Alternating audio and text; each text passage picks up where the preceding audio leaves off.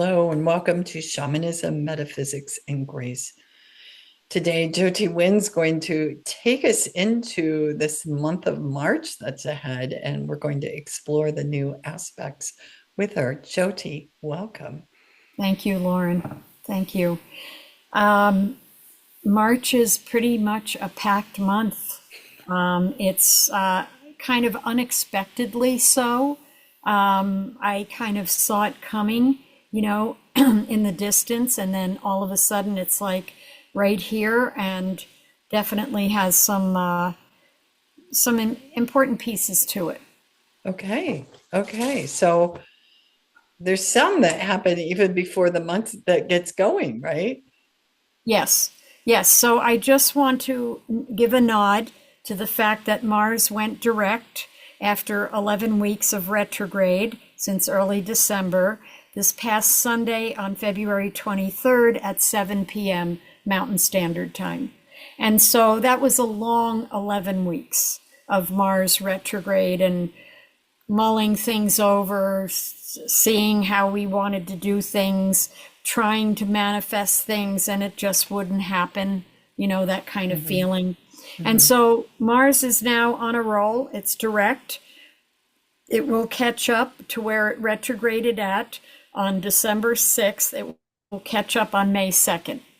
So we have March and April still ahead of us with Mars catching up and maybe refining some of the things that we wanted to set in motion. Maybe, pulling it back and saying, well, wait a minute, maybe I don't want to do it this way. And then having it step forward and then going, well, wait a minute, I want to add this piece in, So by the time we get to May 2nd, we have a clearer idea of what it is we really want to manifest in the world.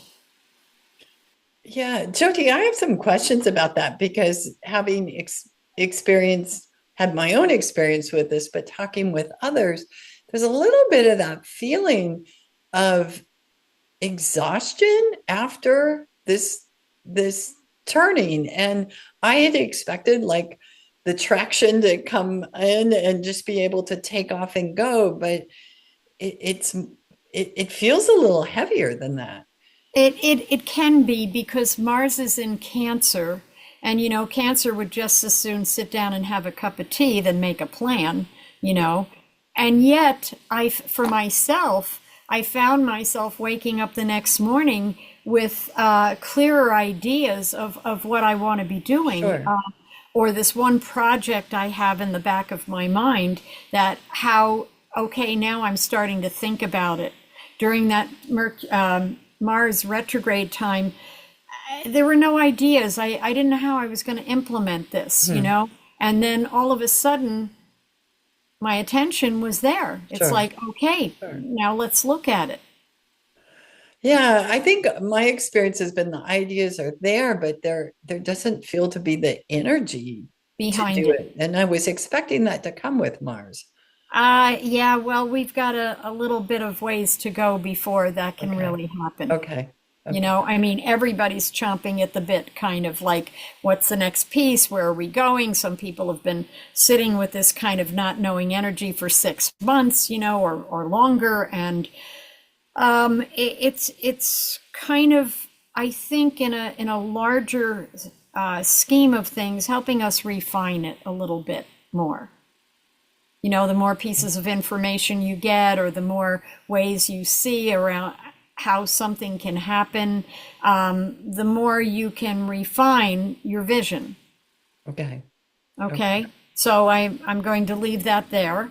Yep. And I'm going to look at the new moon that is tomorrow on February 27th at 5:45 p.m. Mountain Standard Time. And so we have a slew of planets in an asteroid and a point in Pisces right now. We've got Ceres the Nurturer. We've got the Sun and Moon at 9 degrees Pisces for this new moon tomorrow. We've got Saturn and Mercury together with the North Node, with Neptune. So Pisces is this whole lineup of planets, and Pisces is, Pisces is the last sign. It's just before the what would you call it, the pagan or astrological new year, at 0 Aries at the spring equinox. And so this is like the last new moon of this yearly cycle, let's say. And it is a new moon. So it is about setting some things in motion. And it's being really aware of your sensitivity, Pisces, and yet championing your thinking process, looking at your spiritual life and beliefs and what's kind of shifting and changing. Mars is trine Saturn. That's kind of part of this new moon energy. So it gives a lot of fortitude and strength to harness energy to make something happen or to feel easier with something. Okay. Sometimes when we have a plan, there might be things that look a little difficult. And then by the time we're ready to pull those pieces together, maybe we have help from an unseen corner. Maybe something shows up and it's like, oh, this will make this so much easier. And so it's kind of like that. It's like maybe we have a vision for this next month, Pisces time, and maybe we are looking at, okay, this is the energy I need to gather together to make this happen. But maybe some things come into play that make it so much easier to do it. And I feel like that's the gift of this new moon. Well, that might help just the feeling I was expressing post Mars turning direct. So right. And to be patient. Yeah. So talk to me a little bit more about this Piscean energy. I want to get a better feeling for that. What does that feel like? Well, it's the dreamer. Okay. Pisces is the dreamer. Pisces likes to sit on the couch and watch movies and eat chocolates. I mean, that's an exaggerated, let's say, form of that. But Pisces like to dream things up. They're very much about being helpers and volunteering and helping in different kinds of situations. They're very sensitive to what goes on around them, psychically, emotionally. And so we may have dreams, we may have hits of feelings or sensitivities to something that kind of hadn't quite caught our attention up until now. And with the North Node, which is the learning curve in any situation, with the North Node 1 degree away from Neptune, it's also how do we include our spiritual vision or our spiritual beliefs or something more than just, a mundane vision. How do we include something more in that, something a little bit bigger? Yeah, interesting. It is. It really is. I mean, the sun and moon together, that's a new moon. So it's a new cycle of what do I trust? What shows up? Rather than its opposite Virgo, which is always trying to figure things out. Pisces is, how do I go with the flow? Okay, this showed up. Let me look at it. Let me see what place it has for me, in my own cosmology. And it's a new cycle. And how do I want to include maybe some of these other visions or dreams or intuitions, especially intuitions, into what I'm looking at doing? So would you say that folks' intuition is heightened at this time? I would say definitely. And listen to those things. Listen to those like psychic hits or the fragment of a dream you wake up with. What's the flavor of that? What's the nuance? Was this dream just to help you like release fear or doubt from your emotional body, during sleep? Or is it saying to you, pay attention to what's coming in the next several days or week, let's say, and be open to possibilities. So Mars is not only trining Saturn, but Mars is trining Mercury as well. And so it's giving the ability to speak your feelings, to say what's true for you, not only to maybe think it and mull it around, but to actually speak it in a way that other people perhaps can really hear you, Hmm. you know? And then this lineup of Saturn, Mercury, North Node, Neptune, all pretty close together, within about 8 degrees, that by itself is really looking at where one has limited oneself. Let's say one is very science and logistically oriented. So where have they kind of looked askance at intuitions and dreams and synchronicities? And so how does one begin to kind of massage those two parts of oneself? You know, like the two fish of Pisces swimming in opposite directions. How do we pull those fish back together so they can swim, you know, alongside each other? The logic, the science, the reasoning, and the fantastical, and the emotional, and the meditative, and the entertaining, you know, possibilities that don't fall into the strict guidelines of science and logic. Okay. Okay?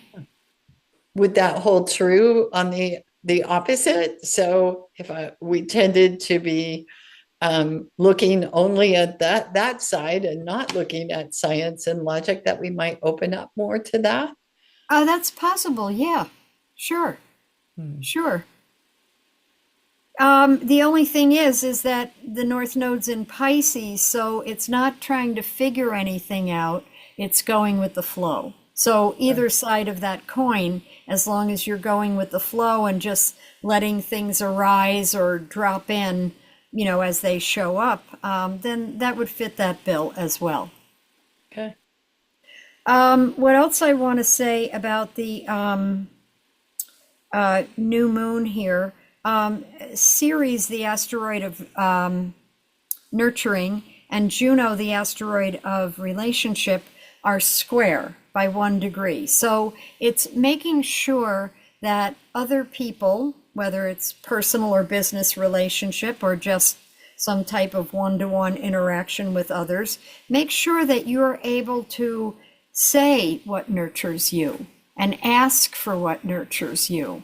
Because we can't expect other people to know what we need because we're all raised in different family systems, you know? And so it's being more clear in how you get your nurturing needs met, Hmm. especially in your relationships. So that would be important to notice. So I'm going to leave that one there. And then I'm going to look at March 1st, Okay. which is coming up pretty quickly because we've just zoomed through February, it feels like. Yeah. And yeah, and so March 1st on Saturday, Venus is turning retrograde while Mercury enters its shadow. So this is a time frame of really looking at our values and priorities. Okay, Mercury just entering its shadow, it goes retrograde on March 15th. Mercury just entering its shadow, we'll come back to some of the things we're contemplating in that first half of March. Once Mercury goes retrograde, we'll come back to those.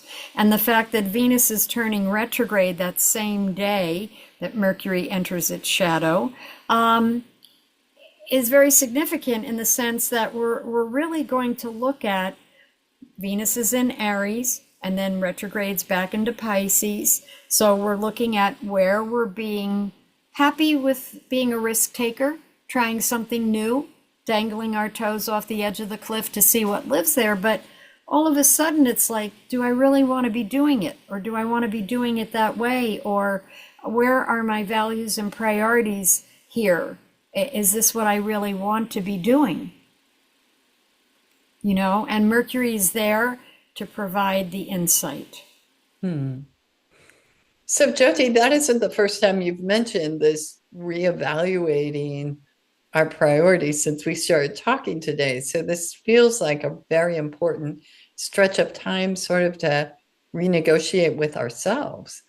Absolutely. Great term. Great term. It's really wanting us to make sure that what we're about to do or set in motion is really the way we want to do it. You know, I know a woman who says, "Oh, yeah, I don't do anything I don't want to do." And I thought long and hard about that. And I understand where she's coming from of not giving herself away to what other people want of her, but to be really clear on what works for her and what doesn't work for her. And so I I think of that when I think about this Venus turning retrograde. You know, what is it that might have seemed like a good adventure or a good idea at the time, and now we're stepping back just a little bit from that Venus and Aries impulsiveness and asking, you know, will this really work? I mean, or do I want to commit to this, or is this something that I feel so strong about that I'm ready to jump in with both feet? I'm wondering if that might be brought on in us, this reevaluating, by hearing something maybe a different way than we normally would hear it, or hearing from someone we usually don't hear from. Do you think there's an external prompt in that? Interesting you should mention that because I wanted to touch on in this new moon chart that Pluto and Pallas are close together, 1 degree apart. And Pallas is the asteroid of intelligence, you know, and Pallas Athena and that whole myth.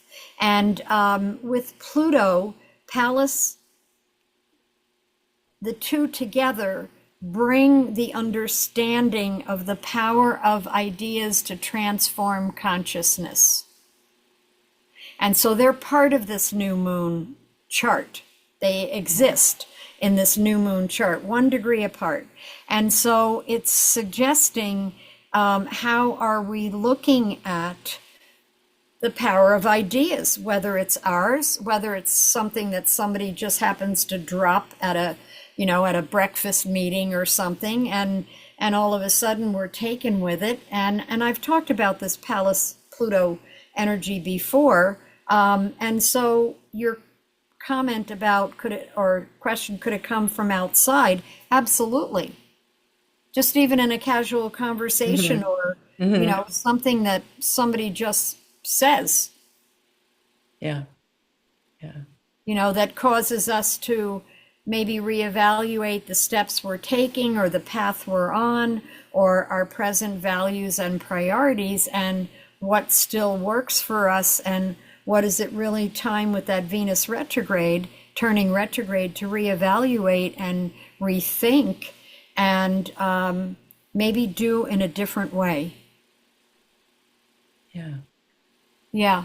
So it's the last moon of the year, the last new moon of the year, and I think it has, you know, a great deal of subtle, because it's Pisces, it's water, so subtle and emotional, but power of its own to have us looking at things, take stock. I think the first I March has two eclipses that are coming that we're not even going to talk about yet, has a full moon, Yeah. has Neptune moving into Aries on its last day of the month. I mean, March is packed.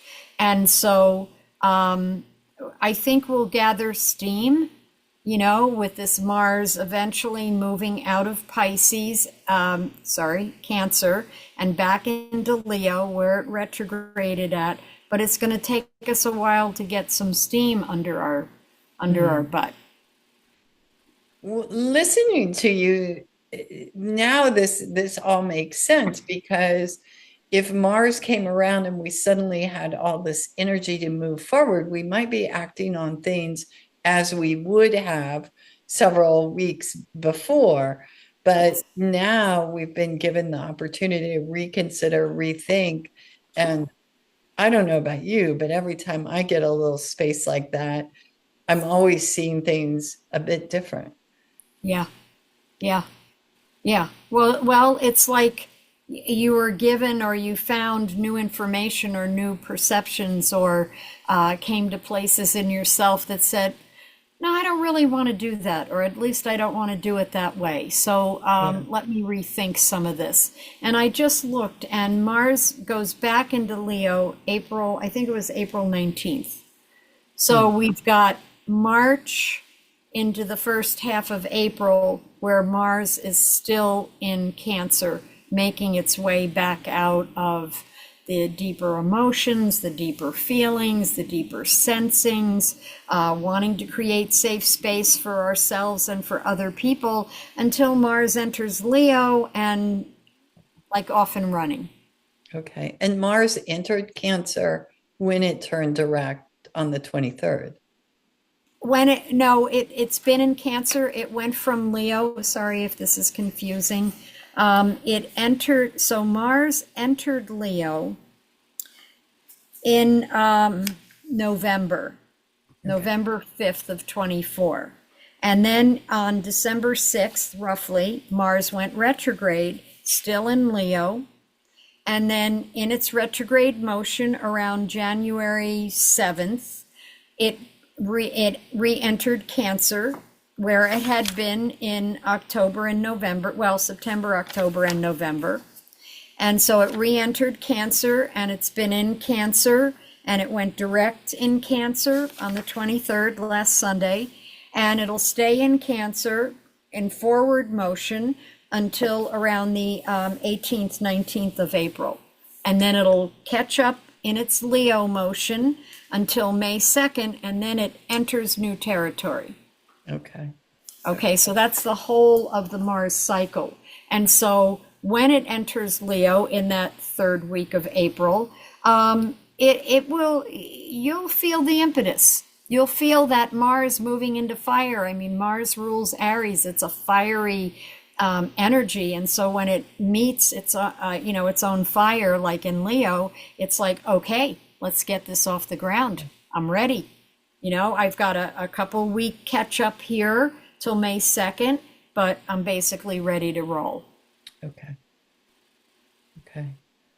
Yeah, Mars doesn't go retrograde that often, not like Mercury, and neither does Venus. So when they do, it's time really to pay attention, because if you don't, you kind of get bogged down in the what's going on. I can't make sense of this.